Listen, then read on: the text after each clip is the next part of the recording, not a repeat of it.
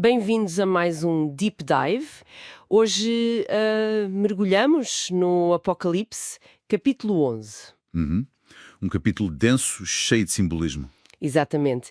E com um enigma central. Quem são as duas testemunhas? Temos connosco, uma análise exegética e teológica para nos ajudar a desvendar isto. É isso. A nossa missão é perceber as pistas sobre a identidade delas, o seu papel e como a sua história se liga à sétima trombeta. Preparar o terreno para o anúncio do reino. Certo. Então, o contexto é fundamental.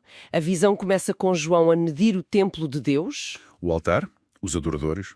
Uma espécie de avaliação divina, de separação. Precisamente.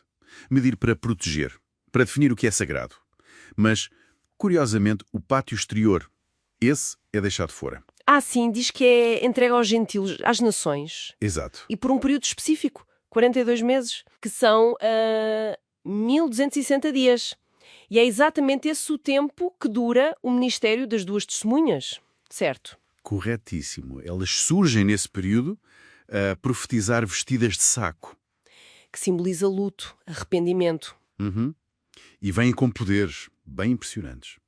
Poderes que nos fazem lembrar logo de figuras bíblicas muito conhecidas. É verdade. Fogo que sai da boca para consumir inimigos. Faz lembrar Elias, não é? Sem dúvida. E também podem impedir a chuva, como Elias. Mas também têm o poder de transformar água em sangue e trazer pragas à terra. Como Moisés. É uma combinação forte. Muito forte. E recebem títulos: as duas oliveiras e os dois candeeiros. Uma imagem que vem lá de Zacarias 4. Que sugere o quê? Capacitação pelo Espírito Santo. Exatamente. Que são sustentadas e iluminadas por Deus para a sua missão. E o texto grego original, parece indicar que são dois indivíduos, homens. Ok, então a pergunta que não quer calar. Quem são eles? Há várias teorias, imagino. Depende muito de como se lê o Apocalipse, certo? Se é literal, futuro ou mais simbólico. Isso mesmo. A escola de interpretação futurista, historicista, idealista, preterista influencia imenso a conclusão. Se formos pela via literal, a futurista...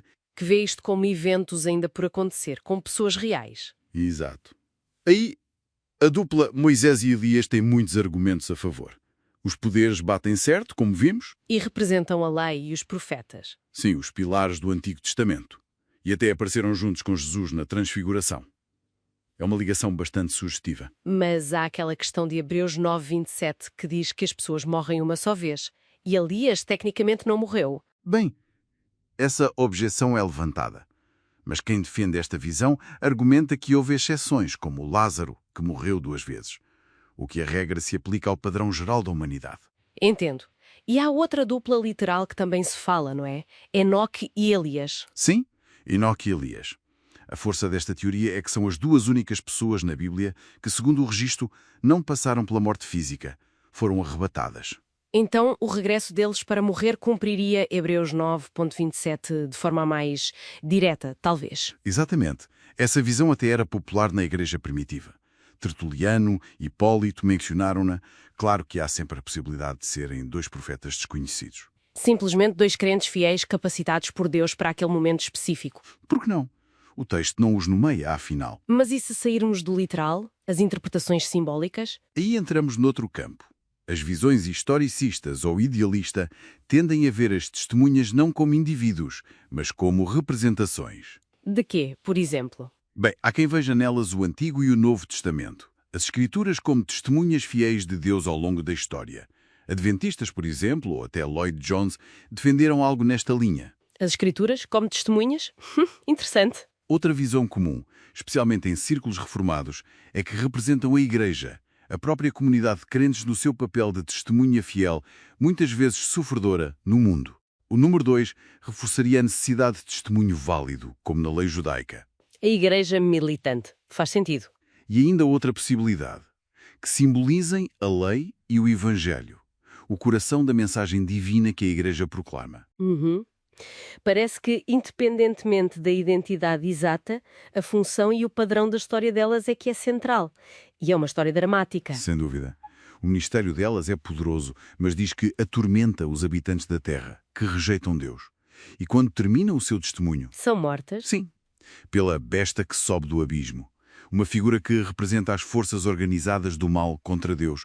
E os corpos delas são deixados expostos. Na praça da grande cidade, que o texto tem o cuidado de identificar. Exatamente. Espiritualmente, chama-lhes Sodoma e Egito, símbolos de pecado e opressão.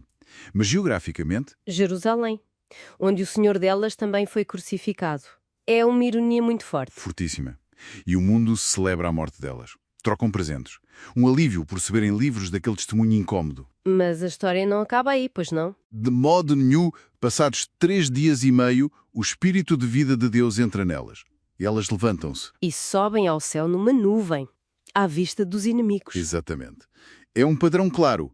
Ministério, sofrimento, morte aparente, ressurreição e vindicação pública. É um espelho da história de Cristo. E é essa vindicação que nos leva à sétima trombeta, então. Qual é a ligação? A ligação é crucial. Toda esta história das testemunhas, em Apocalipse 11, 1 a 14, funciona como um interlúdio, uma pausa antes do grande anúncio. Uma espécie de peça dentro da peça? Quase isso. A ressurreição e a ascensão delas é como que uma demonstração em pequena escala, um microcosmo da vitória final de Deus. É uma antecipação visual, uma garantia do que vai ser proclamado. Percebo. A prova antes do anúncio. Exato. Porque quando a sétima trombeta finalmente toca, nos versículos 15 a 19, ela não traz uma nova praga, ela traz uma proclamação celestial. O reino do mundo passou a ser de Nosso Senhor e do seu Cristo. Essa mesma. A vitória em escala universal. O macrocosmos. A vindicação que aconteceu ali na Terra, com as testemunhas, valida e fundamenta essa proclamação que ecoa nos céus. A demonstração garante a proclamação. Faz todo o sentido. A vitória concreta delas prefigura e confirma a vitória cósmica. Isso. O que aconteceu em Jerusalém é a prova de que o anúncio do reino é real e imparável. Fantástico. Então, para resumir, a identidade das duas testemunhas, sejam Moisés e Elias, Enoque e Elias, profetas desconhecidos, a Igreja, as Escrituras ou a lei e o Evangelho, continua a ser um ponto de debate, mas o essencial é a sua função. Elas representam o testemunho fiel, que mesmo através do sofrimento extremo e da morte, resulta na vindicação de Deus. E essa vindicação é a antecipação e a validação do anúncio triunfal da sétima trompeta. O reino de Deus chegou. Perfeitamente resumido. E fica talvez uma reflexão final provocada pelo próprio texto. Força! O lugar onde elas morrem é Jerusalém, o centro da revelação, a cidade onde Cristo morreu. Mas o Apocalipse chama-lhe espiritualmente Sodoma e Egito. Lugares de pecado e rebelião. Exato.